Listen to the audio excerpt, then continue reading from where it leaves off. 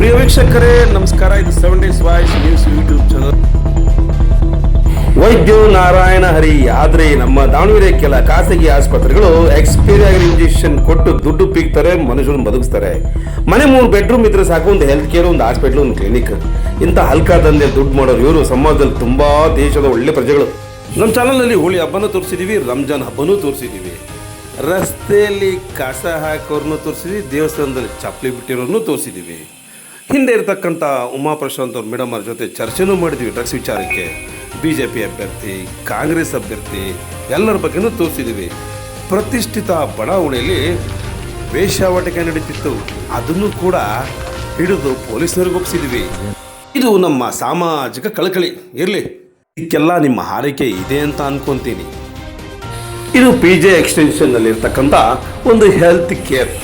ಇಲ್ಲಿ ನಮ್ಮ ಶ್ರೀಕಾಂತ್ ಅನ್ನೋ ಹುಡುಗ ಅವ್ರ ತಾಯಿನ ಕರ್ಕೊಂಡು ಟ್ರೀಟ್ಮೆಂಟಿಗೆ ಅಂತ ಹೋಗಿರ್ತಾನೆ ಒಂದು ಇಂಜೆಕ್ಷನ್ಗೆ. ಮುಂದ್ಗಡೆ ಮೆಡಿಕಲ್ ಶಾಪು, ಅವ್ರದ್ದೇ ಒಂದು ಮನೆ, ಒಂದು ಮನೆಯಲ್ಲಿ ಮುಂದ್ಗಡೆ ಮೆಡಿಕಲ್ ಶಾಪು, ಒಂದು 3 ರೂಮ್ ಇರುತ್ತೆ. 3 ರೂಮ್ನಲ್ಲೂ ಒಂದೊಂದು ಥರ ಒಬ್ಬೊಬ್ಬರು ಡಾಕ್ಟ್ರು. ಹಿಂದ್ಗಡೆ ಇರೋ ಅಡುಗೆ ಮನೆಯಲ್ಲಿ ಮೈನರ್ ಆಪರೇಷನ್ ಥಿಯೇಟ್ರು. ಇದು ಕಾಮನ್ ಆಗಿಬಿಟ್ಟಿದೆ ಬಿಡಿ. ಇಲ್ಲಿ ರಕ್ಷಿತ್ ಅನ್ನೋ ಹುಡುಗ ಅವ್ರ ತಾಯಿಗೆ ಇಂಜೆಕ್ಷನ್ಗೆ ಅಂತ ಹೋದಾಗ ಮೆಡಿಕಲ್ ಶಾಪ್, ಅಂದರೆ ಅವ್ರದ್ದೇ ಮುಂದ್ಗಡೆ ಇರೋ ಮೆಡಿಕಲ್ ಶಾಪಲ್ಲಿ ಹುಡುಕ್ತಾರೆ, ಸಿಗೋದಿಲ್ಲ. ಯಾರಿಗೆ? ಇಂಜೆಕ್ಷನ್ ಮಾಡೋನಿಗೆ. ಕೊನೆಗೆ ಬನ್ನಿ ಸರ್ ಒಳಗಡೆ ಇಲ್ಲೇ ಇದೆ ಕೊಡ್ತೀವಿ ಅಂತೇಳಿ ಒಳಗೆ ಕರ್ಕೊಂಡು ಹೋಗ್ತಾನೆ. ಅಲ್ಲಿ ಎಕ್ಸ್ಪೈರಿ ಆಗಿರ್ತಕ್ಕಂಥ ಈ ಇಂಜೆಕ್ಷನ್ ಟ್ಯೂಬ್ನ ತಗೊಳ್ತಾನೆ. ಯಾಕೋ ಇವ್ರ ಹುಡುಗನಿಗೆ ಅನುಮಾನ ಬರುತ್ತೆ, ನಮ್ಮ ಅವ್ರ ತಾಯಿಗೆ ಕೊಡ್ತಾ ಇರೋ ಇಂಜೆಕ್ಷನ್ ಅಲ್ವಾ, ಅದಕ್ಕೆ ಇಸ್ಕೊಳ್ತಾರೆ. ಅದು ನೋಡಿದ್ರೆ 11ನೇ ತಿಂಗಳು 2025ಗೆ ಎಕ್ಸ್ಪೈರಿ ಆಗೋಗಿದೆ. ಡೆಕ್ಸಾ ಲ್ಯಾಬ್ ಅಂತ ಇಂಜೆಕ್ಷನ್ ಇದರ ಹೆಸರು. ಅವ್ನು ಕೇಳ್ತಾನೆ, ಯಾಕ್ರೆ ಇದನ್ನ ಇಂಜೆಕ್ಷನ್ ಕೊಡ್ತಾ ಇದ್ರೆ ಎಕ್ಸ್ಪೈರಿ ಆಗಿರೋದನ್ನ ಅಂತ. ಇಲ್ಲ ಸರ್, ಇದನ್ನ ಹಾಗೆ ಇಟ್ಟಿದೀವಿ ಅಂತ ಹೇಳ್ತಾರೆ. ಬೇರೆ ಕೊಡ್ತೀನಿ, ಇದು ನಿಮಗಲ್ಲ ಅಂತ. ನಮ್ಮ ಪ್ರಶ್ನೆ ಇರೋದು, ಎಕ್ಸ್ಪೈರಿ ಆಗಿರ್ತಕ್ಕಂಥದಕ್ಕೆ ಒಂದು ಕಾಲಮ್ ಅಂತಿರುತ್ತೆ, ಎಕ್ಸ್ಪೈರಿ ಕಾಲಮ್. ಅದನ್ನ ಬಯಾಲಜಿಕಲ್ ವೇಸ್ಟ್ ಅವ್ನು ತಗೊಂಡು ಹೋಗ್ತಾರೆ. ಆದ್ರೆ ಇಲ್ಲಿ ನಡೀತಾ ಇರೋದೇನು? ಬನ್ನಿ, ಅದು ಎಕ್ಸ್ಪೈರಿ ಇಂಜೆಕ್ಷನ್ ಟ್ರೈನಲ್ಲಿ ಇಟ್ಟಿದ್ದೆ ಅಂತಲ್ಲ, ಇದು ಈ ಥರದ್ದು. ಅದು ಎಕ್ಸ್ಪೈರಿ ಇಂಜೆಕ್ಷನ್ ಟ್ರೈನಲ್ಲಿ ಇಟ್ಟಿದ್ದೆ ಅಂತಲ್ಲ, ಇದು ಈ ಥರದ್ದು.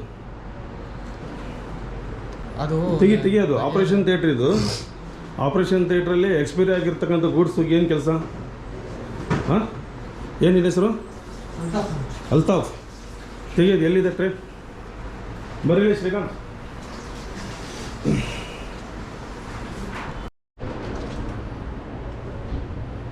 ಎಲ್ಲಿ ಟ್ರೇ? ಅದು ಇದೆಯಾ ಅದರಲ್ಲಿ?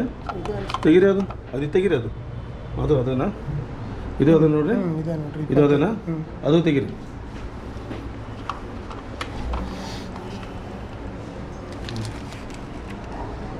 ಇದು ಅದೇನಾ?